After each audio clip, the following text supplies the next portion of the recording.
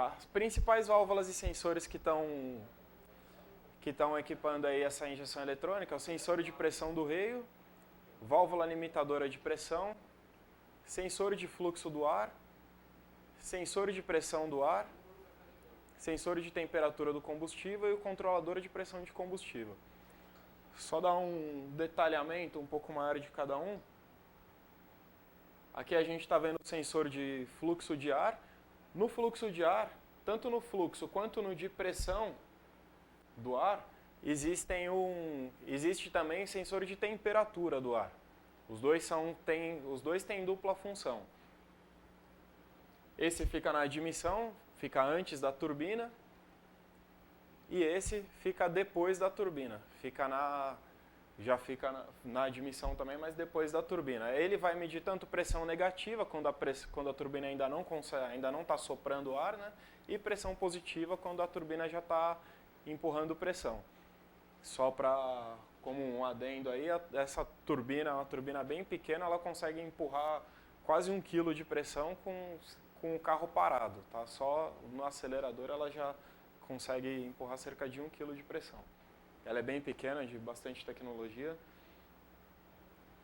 E por que é feito essa medição tanto antes quanto depois do fluxo, da pressão e da temperatura? Para ter um melhor controle da densidade da massa de ar que está sendo admitida nesse motor. Para daí sim poder fazer um cálculo melhor da quantidade de combustível que vai ser injetado junto. Tudo para reduzir a emissão de poluentes e melhorar o desempenho do motor. Esse é o sensor de pressão do reio, tá? Ele fica preso junto com o reio.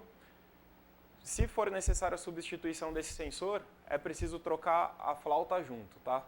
Você não consegue fazer a substituição dele sozinho.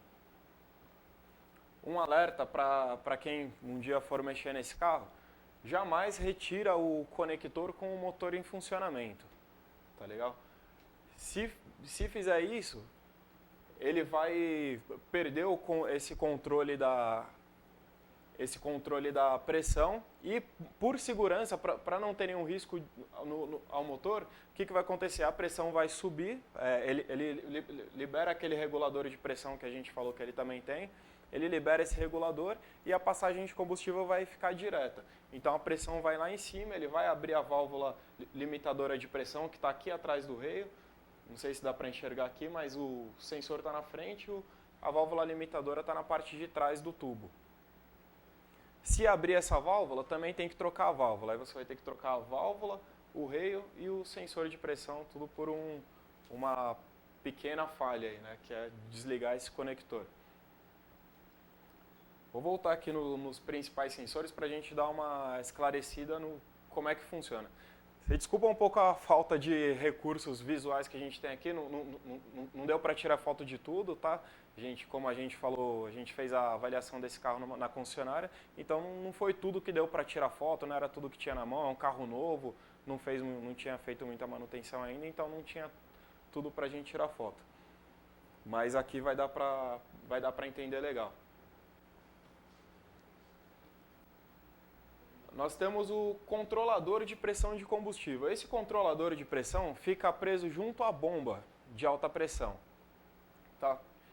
É ele que vai dosar a quantidade de combustível que a bomba vai admitir para poder empurrar para o motor. Essa bomba possui junto a bomba de alta pressão e uma bomba que é chamada de bomba de transferência. Essa bomba vai coletar o combustível do tanque, tá certo? Vai passar pelo filtro de combustível e depois ela vai para a bomba de alta pressão. Esse controlador de pressão de combustível fica entre a válvula reguladora, a bomba de transferência e a bomba de alta pressão. Então ele controla essa passagem. É um atuador controlado por sinal do tipo PWM, de largura de pulso variável.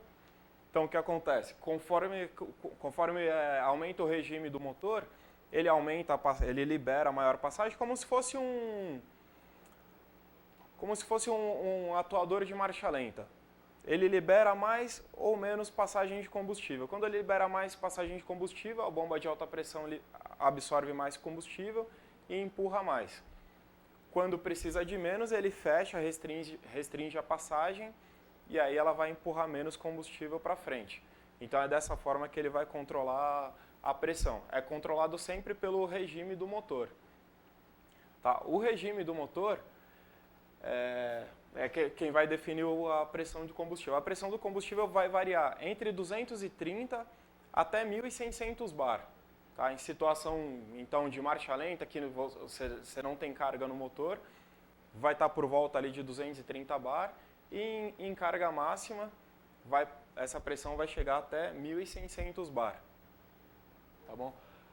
A válvula limitadora de pressão, aquela que a gente falou que abre caso a pressão exceda, ela vai se abrir com 2.000 bar. Tá bom? Se a pressão chegar a 2.000 bar, ela vai abrir, vai deixar descarregar toda essa pressão e a hora que a pressão chegar em 800 bar, ele vai manter. Ele mantém 800 bar, você vai conseguir continuar andando com o carro até chegar numa oficina, né? Claro que o desempenho não vai ser o mesmo, mas o motorista consegue pelo menos deslocar esse carro até uma oficina para resolver qual foi o problema. Normalmente a válvula limitadora de pressão vai abrir ou por uma falha do sensor de pressão do sensor de pressão do reio, do sensor de pressão de combustível, ou por uma falha do controlador de pressão de combustível. Ele é do tipo normal aberto. Então, se tiver alguma falha nele, ele vai ficar direto aberto, a bomba vai jogar todo o combustível que ela conseguir. Então, a válvula limitadora vai abrir quando ela chegar a 2.000 bar. Tá legal? Essa é um pouco da estratégia aí de como funcionam esses sensores. E tem o sensor de temperatura de combustível também, mas já a gente vai falar dele. Outros sensores importantes que equipam esse carro. Sensor de temperatura CHT.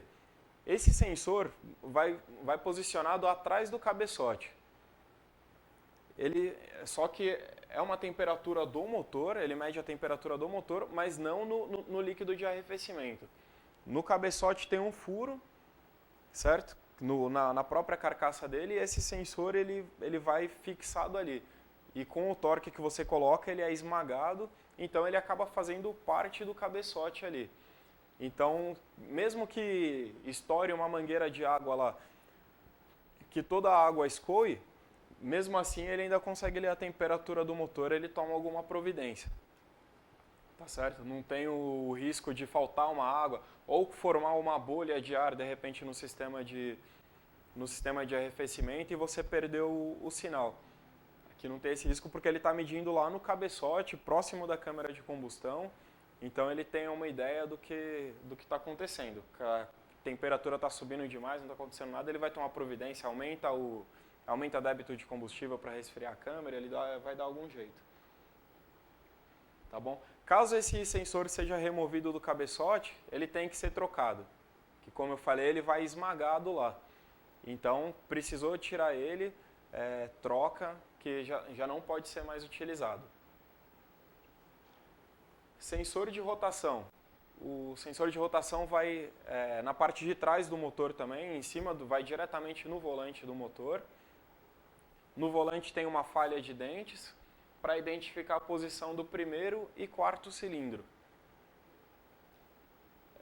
Mas a sequência de injeção ele vai determinar pelo sensor de fase. Tá bom? O sensor de fase é do tipo Hall, ele vai direto no cabeçote, ele lê pelo comando de válvulas. E se ele tiver algum problema, o motor não vai pegar, não entra em funcionamento. É importante saber no diagnóstico. E é ele que vai determinar qual que vai ser a sequência de injeção.